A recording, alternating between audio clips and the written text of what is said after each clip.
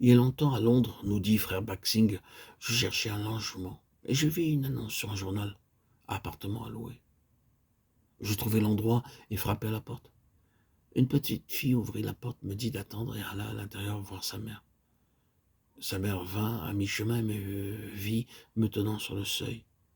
Ferme la porte, dit-elle. Elle avait vu mon visage coloré. Je fus blessé. Mais ce fut une perte pour elle, et pas pour moi.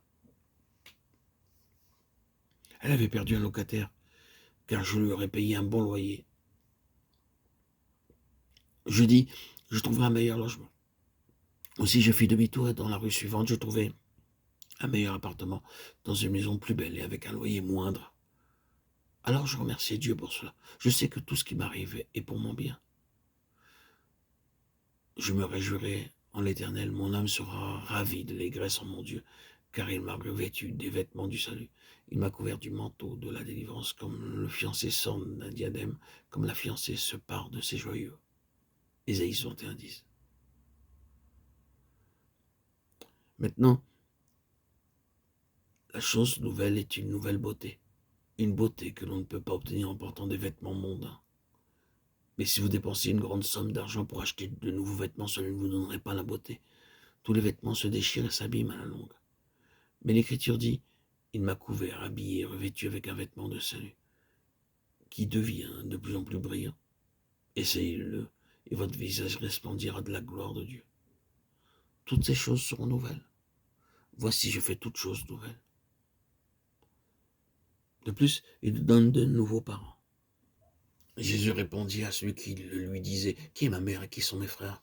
Puis étendant la main sur ses disciples, il dit, voici ma mère et mes frères. Car quiconque fait la volonté de mon Père qui est dans les cieux, celui-là est mon frère et ma sœur et ma mère. Matthieu 12, 48, 50.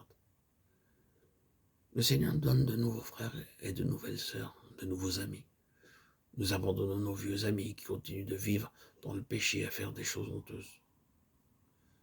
De nouveaux frères et de nouvelles sœurs faisant la volonté de Dieu nous sont donnés. Leur amour et leur affection sont bien plus réels que ceux des amis mondains.